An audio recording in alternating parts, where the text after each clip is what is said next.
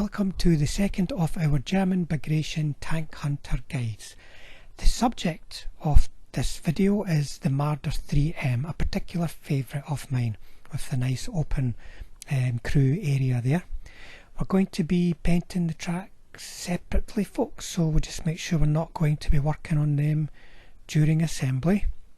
There's lots of little bits that we've got to attach. It's a bit more fiddly than a typical tank, but it's very well designed, folks, and all these little parts, if you take your time, they all go together very well. And to help that, I'm going to use some Tamiya extra thin cement.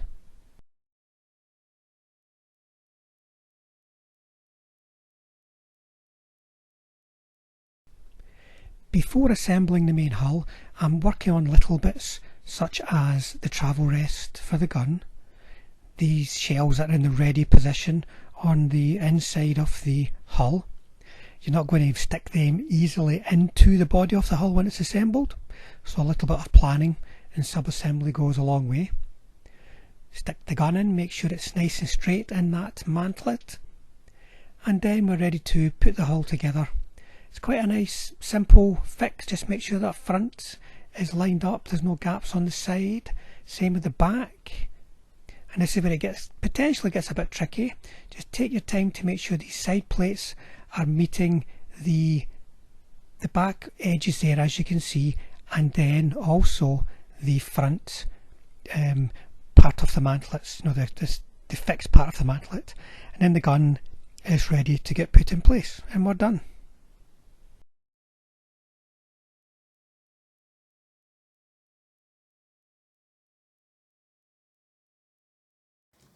I'm not going to show the airbrushing of this. I'd rather spend a bit of time just talking about the camo scheme that I applied. But just so you know, it's got dark yellow 2, Tamiya paint, as you can see, red, brown and olive green. That's my current mix that I'm using, and I'm quite enjoying it. This camo is a bit different in that it doesn't have lots of little lines or blotches as it would normally do. You can see it on the Panzer 470 video and also the earlier Tiger video as well. This camo is quite good. It can be applied using just a brush as opposed to an airbrush. It looks good with a hard edge, but you can see it's a larger brown swatch with some green applied into the middle. I like the look of it, and I think I'll be using it again. But the important thing to remember about all camos, this type or any other type, is getting the right balance. Like here I've got one swatch of camo here, another one here, a little bit in the middle. You see it goes on to the top two, and then repeating the same around the other side. And you can see here where it's one there, and then it's more towards the front, two there in the front, one on the side. So it's a nice even space so that you get a camouflage look, but it's not too dominated by the camouflage colours, so you get the level of contrast you want to give a nice bright finish.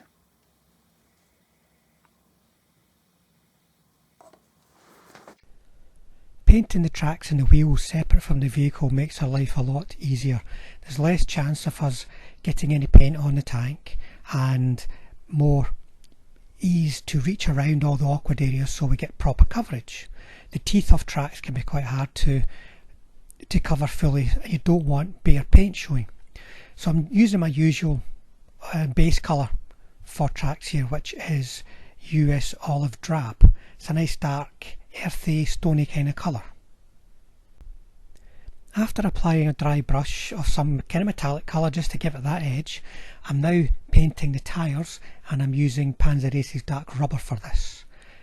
It's a nice dark colour that's not too black, and it weathers down quite nice as well. You've got to be careful here, folks. You don't want to be causing yourself too much rework. Just take your time, especially around those tiny little rims on the wheel hubs themselves. So the running gears all finished and we're ready to stick them on, but there is one thing you need to be careful of with this kit, guys. The tracks can go on either side. Some tracks are keyed so you can always get them going in the right direction. These are not. Excuse my butterfingers there. Just get this back in shot. Right, so there you go. There's the drive sprockets at the back of the tank, which is wrong. And you can see how everything lines up on the bottom still. So make sure you review source pictures, get those drive sprockets at the front, and you'll be fine. I have applied the decals and a coat of gloss varnish and let it dry overnight. I'm now going to use the Pinwash that you would have possibly seen me using on the Panzer 470Vs. The key here is not to work straight from the bottle, but to prepare your own thin mix. So I'm adding thinner to what I've drawn out of the bottle and keeping a little bit extra thinner to the side to help me just work the paint once it's on the kit. So you can see me touching the paint to panel lines, hatches and such likes, and the gloss varnish allows that paint just to draw along all those features, keeping the flatter surfaces as clean as possible. We don't want them getting dark. We want the shade to be in these recessed areas and around raised areas. So it's just a little touch. Be particularly careful with all the rivet heads on this kit. There's a lot of them. It's a prominent feature and we want to make the most of that feature, but we can very easily drown the kit in black wash. Once I've applied the wash, I then use the clear thinner that I set aside to draw off any excess. I draw it back into panel lines or draw it off completely. It's important not to let it dry for too long in my experience, because you'll darken the flat areas of the hull, and these small kits can get very dark very quick. So don't let it sit there, work it straight away. If you need to, you can always add a little bit more to panel lines that you feel aren't strong enough, and that way you're in complete control of the drying process. As it is an enamel paint, I've left the Pinwash to dry. I've come back to these next day. I'm now starting the highlight and chipping process by working on what I call the open edges. These are edges where I can just draw the paint along with the flat of the brush without any worry about getting paint on flat surfaces. I'll come back to that, those areas like the internal edges, with a smaller brush. Now you hopefully can see there I am just bouncing the brush along edges. I'm not looking for a perfectly solid neon-like line. This is a highlight process, but the start of the chipping process too. Both of these processes will help brighten the finished look and also help give the tank a better and clearer shape to the naked eye. Moving on to a smaller, better quality brush, I'm going to work on all the little features, internal edges such as around hatches and so on. Patience is required here, folks.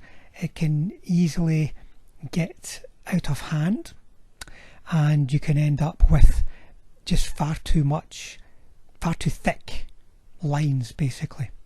I'm also taking the opportunity to do a little bit of chipping here and there. You can see me applying, once again, very small lines. It helps focus the eye on certain areas of the tank, as well as break up large panels and bring them into focus too. So it's a process that requires a great deal of patience. You've got to get the paint right on your brush as well, so it flows neatly off the tip but stays exactly where you put it. You don't want it flowing away and across a feature. You want it on the edge of the feature. And once again, we are not doing whole edges here, folks, just enough to bring the feature into focus.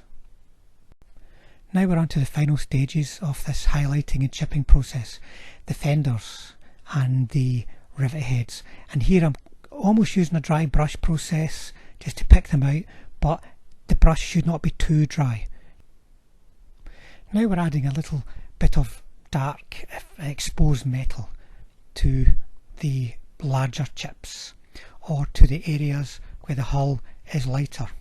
It's a dark brown, it's German Camo black brown, so it's going to show up strong against the dark yellow camouflage, but not so well on the green and the brown. So you want to be leaving the lighter chips on the green and the brown, and then filling this, just the core of the dark chips on the dark yellow with the German Camo black brown. The bulk of our work is done, but there's a lot of pioneer tools on these kits. So we've got a lot of very careful work to do because we have a finished vehicle. We don't want to be having to go back to fix mistakes.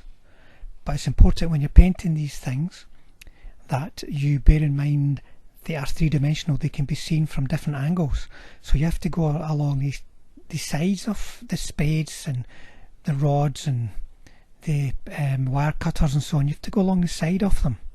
And that might only be a millimetre in height. So be very careful, get the right mix of paint, you know, so that once again it flows off but stays where you apply it. I'm using a layering approach to one degree or another with all these little tools that are attached to the tank. Please see the description for the colours that I've used. It'll just help make these things pop and catch the eye. And then you've got to be careful here, folks, when you're painting these shells on the inside. It's very difficult to reach them and to ensure you've not left any bare patches that might catch the eye, but they're internal, they're inside, they're not going to be too obvious once any crew are in place, so don't sweat it too much. I'm now painting some rust on the tank. Don't be tempted to put rust all over the place.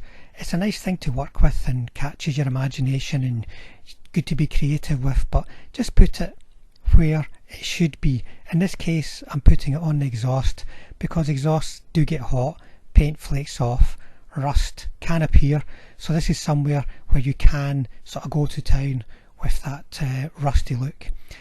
See the description again for the colours that I'm using. Make a feature of the rust, but don't have it everywhere or it will just look strange. So there you go, folks, that's the Marder 3M. Lots of little areas that need a bit of close attention, but overall a very nice kit. Goes together really, really well when you consider how complex the shape is. I have some crew on the way. When I'm painting them, I may also paint up some stowage and possibly add the bar that goes across the front of Marders that's for the tarpaulin. I might scratch something up for that. But I hope you enjoyed that, folks. Thanks for watching, and any questions please add them in the comments below and I'll get back to you.